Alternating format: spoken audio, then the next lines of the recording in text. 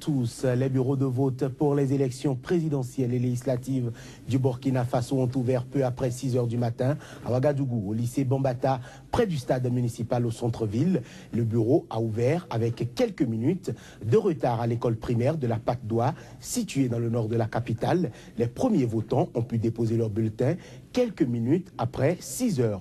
Environ 5,5 millions d'électeurs peuvent voter ce dimanche lors de la première présidentielle depuis la chute, il y a un an, du régime de Blaise Compaoré, resté 27 ans à la tête du Burkina Faso. Ce scrutin, couplé à des législatives, doit tourner la page de la transition mise en place après l'insurrection populaire qui a chassé fin 2014 Blaise Compaoré. Les résultats provisoires devraient être annoncés lundi soir selon la commission électorale. 14 candidats sont en lice pour un mandat de 5 ans, renouvelable une seule fois.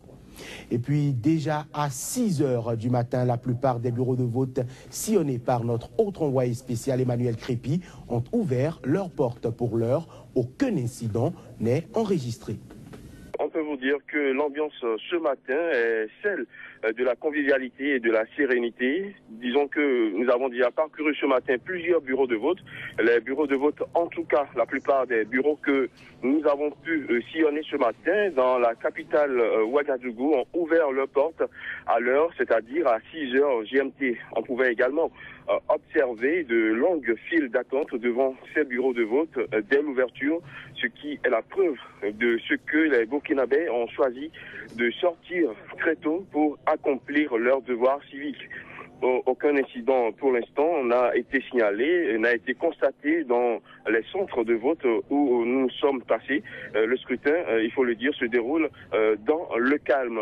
Ce matin déjà, il faut le préciser aussi, nous avons déjà constaté le vote du candidat Jean-Baptiste Natama. Il est arrivé à 7 h 30 dans le centre de vote de la cité Antrois, un quartier de Ouagadougou où il a pu accomplir son devoir civique dans le bureau numéro 2, après bien sûr avoir attendu quelques minutes dans la file de citoyens qui attendaient déjà d'accomplir leur devoir civique. À l'issue du vote, Jean-Baptiste Natama a exprimé sa satisfaction quant au déroulement du vote. Il se dit également confiant quant à l'issue de ce scrutin et a appelé les Burkinabés encore chez eux à sortir massivement pour accomplir leur devoir civique. Voilà, Candice Degoué, ce que nous pouvons vous dire pour l'instant quant à l'ambiance qui prévaut actuellement à Ouagadougou en ce matin du 29 novembre, jour de vote, jour d'élection, couplé présidentielle et législative au Burkina Faso. Les élections au Burkina Faso sont donc particulièrement suivies par l'Union africaine qui a également déployé ses observateurs pour veiller au bon déroulement du scrutin. Le chef de la mission d'observation de l'Union africaine, Jean-Omer Beriziki, ancien Premier ministre de la République de Madagascar, affiche tout son optimisme quant au sens de la responsabilité des Burkinabés à sortir définitivement de la crise. Propos recueillis juste dans Rissou, Claude Romba. La mission de l'Union africaine est présente ici depuis le 22 novembre et on a commencé à déployer nos missionnaires depuis 3 jours à peu près. Aujourd'hui donc une cinquantaine de missionnaires, observateurs électoraux dans tout le territoire de la République du Burkina Faso. Nous sommes aujourd'hui présents ici, comme toutes les autres missions d'observation, bien sûr, de voir de très près comment ce pays va pouvoir bien sûr démontrer devant le monde entier sa maturité politique pour que justement ces élections soient connues de tous, crédibles, et les informations que nous avons recueillies jusqu'à présent, en tout cas, donc, nous permettent de dire que la sérénité règne, que la sécurité est présente dans tout le pays. Tous les citoyens burkinabés, sans exception, veulent que ces élections se passent dans de bonnes conditions pour que la crédibilité soit reconnue, hein, et que tout le monde a consenti à faire les efforts nécessaires pour justement parvenir à cet objectif. C'est donc un scrutin très attendu après l'insurrection populaire qui a chassé Blaise Compaoré du pouvoir. Ces élections sont attendues également comme historiques en ce qu'elles ouvrent des fenêtres d'opportunité, de participation citoyenne engagée et de transparence. La CODEL, Convention des organisations de la société civile pour l'observation domestique des élections, tient à relever le défi et elle en appelle à la responsabilité de tous. On écoute Maître Halidou Ouedraogo, il est le président de la CODEL, il est au micro de Juste Don Rissou et Claude Romba. Ce sont des élections exceptionnelles qui se tiennent dans un contexte particulier. C'est noté que la population est consciente de la situation qu'elle vit, les opportunités qui lui sont offertes. D'abord, réussir ces élections, désigner le responsable suprême du pays, désigner un parlement et faire en sorte que ces personnes résignées, désigner ces institutions choisies, puissent effectivement procéder à l'installation de structures démocratiques susceptibles de consolider notre démocratie pour aller vers un développement et un progrès social véritable. L'appel que j'ai à lancer, c'est encore une fois de sortir nombreux, d'aller voter tranquillement, parce qu'il me semble que les conditions sont réunies. Au point de vue sécuritaire, nous avons une campagne électorale apaisée, tant au niveau présidentiel qu'au niveau législatif. Nous avons eu des candidats qui ont essayé d'expliquer leur programme, ce n'est pas suffisant, mais nous n'avons pas eu de conflits, de zones conflictuelles avérées. Je pense que moi j'en appelle à ce qu'on puisse continuer sur cette voie et effectivement nous donner rendez-vous dimanche soir pour comptabiliser les résultats et nous féliciter mutuellement. Au Bénin, l'Alliance nationale pour la démocratie a tenu son congrès extraordinaire ce 28 novembre à Abomey-Calavi, estimé à environ 10 000. Ces militants ont pris l'engagement avec leur président de soutenir la candidature de Sébastien Ajavon pour la présidentielle de 2016. Reportage. Estimé à environ 10 000, les militants de l'Alliance nationale pour la démocratie étaient en congrès extraordinaire du 27 au 29 novembre. Il procède au renouvellement des instances du parti. Ce 28 novembre était consacré à l'appurement des instances du parti. Premièrement, M. Octave Khoudébé est déchu de son titre de président d'honneur de l'AND pour compter de ce jour, samedi 28 novembre 2015.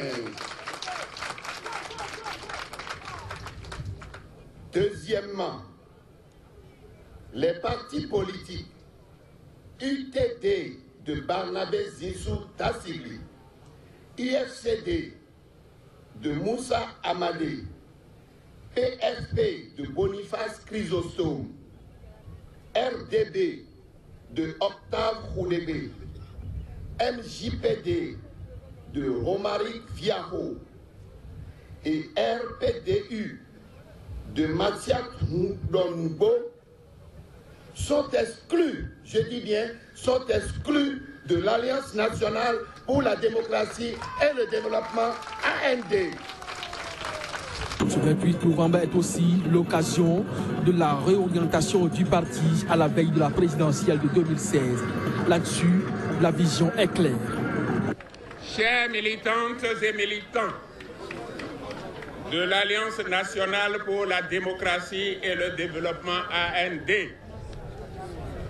allons partout annoncer la bonne nouvelle et mettons-nous en ordre de bataille pour lui garantir une entrée franche au palais de la Marina le mercredi 6 avril 2016. Cet homme qui, au prix de 1000 périls, a choisi de rester au Bénin pour contribuer au développement de son pays. Cet homme, vous le devinez bien, s'appelle Sébastien Germain Adjavon.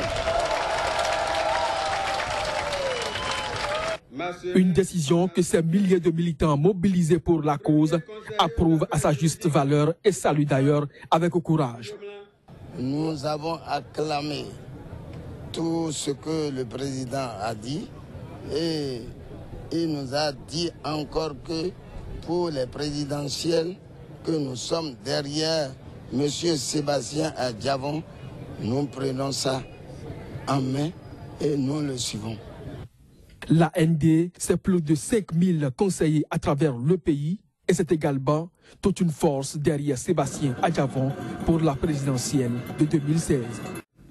Au Cameroun, la crise perdure à la Fédération de football à la veille des Coupes d'Afrique des Nations de football masculine et féminine de 2016 et 2019. Le ministre Ismaël Bidoung a annulé une décision du comité de conciliation d'arbitrage. La dite décision donnait raison à certains présidents de clubs contre le bureau élu de la Fédération camerounaise de football le 28 octobre dernier. Reportage Alphonse Narcisse Oum. La crise à la Fédération camerounaise de football. La pilule du communiqué du 18 novembre signé par le ministre des Sports camerounais, Pierre-Ismaël Bidoung visant à marquer la position de son ministère par rapport à la sentence de la Chambre de conciliation et d'arbitrage du 12 novembre relative à l'annulation du processus électoral Africa-Foot, surprend le camp vainqueur de la dite affaire. Relative à ce communiqué, le directeur de campagne de Joseph-Antoine Bell et Emmanuel Laura réaffirment leur détermination à respecter et à faire respecter cette décision par les voies de droit. Nous organiser pour que force revienne à la loi. Tandis que l'autre protagoniste, Abdourahmane Amadou, a néanmoins fait une sortie sur les réseaux sociaux et dans laquelle il marque son indignation.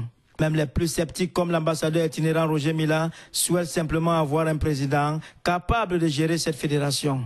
Pour ça, je veux dire, l'affaire ne concerne plus Roger Mila maintenant. Moi, j'ai trop parlé de cette affaire de l'Africa Foot.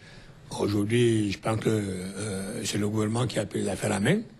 Nous attendons de savoir qui continuera à être président de la fédération de football. Et nous, on est prêts à soutenir cette personne. Si cette personne vient travailler vraiment pour le football et pour le peuple camerounais. A rappeler que Tombi Aroko a été élu lors de l'Assemblée élective de la Fédération camerounaise de football, tenue le 28 octobre dernier. Une élection qui avait été jugée de plusieurs irrégularités par le camp d'Abdourahmane et Bel Joseph-Antoine. Il y a des lois, il y a des règlements, il y a des statuts.